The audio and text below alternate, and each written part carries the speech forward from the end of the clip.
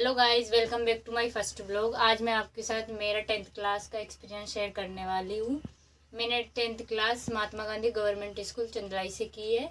बात तो मैंने कोचिंग नहीं की थी, इसके पीछे रीज़न है कि हमारे स्कूल के टीचर्स अच्छे से सिलेबस कवर करवाते थे और मुझे इनिशियली लगा कि मेरे को कोचिंग की नीड नहीं है। यदि आपको लगे कि कोचिंग की नीड है तो आप ज़रूर करें, या आप ऑनलाइन पढ़ ले। मैंने ऑनलाइन पढ़ाई कैसे की, जो टॉपिक मुझे क्लास में समझ में नहीं आता था मैं उसे यूट्यूब वीडियो से पढ़ती थी और सिलेबस कवर करती थी। अब बात करते हैं self study and school lectures की। मैं सच बताऊं तो मैंने बहुत ज़्यादा सेल्फ स्टडी की ही नहीं।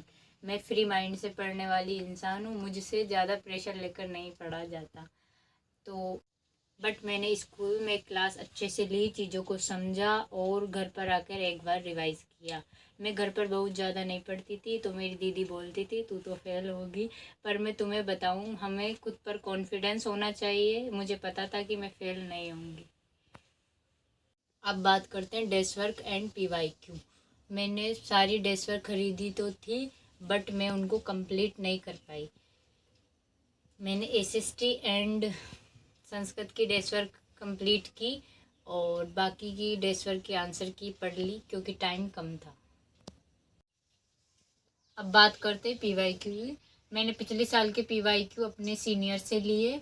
PYQ का रोल बहुत ज़्यादा होता है, ये मेरी दीदी पूरी साल भर कहती थी कि PYQ में से क्वेश्चन रिपीट होते हैं तो आप भी पढ़ लेना। मैंने भी पढ़े थे।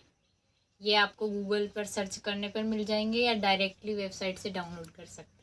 अब बात करते हैं फ्रेंड्स के रोल का।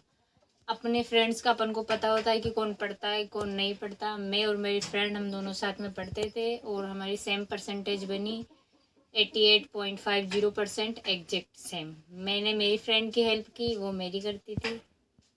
अब बात करते हैं एग्ज़ाम से एक मंथ पहले की तैयारी की। मैंने PYQ का एनालिसिस किया, टेस्ट दिए और रटने की बजाय समझने पर ज़्यादा फोकस किया और मैंने टेंशन बिल्कुल भी नहीं ली और सारा सिलेबस अच्छे से कवर किया।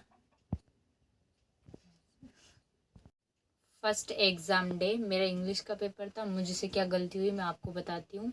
मैंने क्वेश्चन के आंसर बहुत ही ज़्यादा शॉर्ट लिख दिए थे और जो मैं ज़्यादा पेज भी नहीं लिख पाई, तो मेरे इंग्लिश में 83 मार्क्स आए और मैंने घर आकर दीदी को बताया तो दीदी ने कहा कि इतने कम लिखा है तो नेक्स्ट पेपर में ध्यान रखना और आप लोग भी ध्यान रखना कि मार्क्स के अकॉर्डिंग आपको आंसर लिखना है।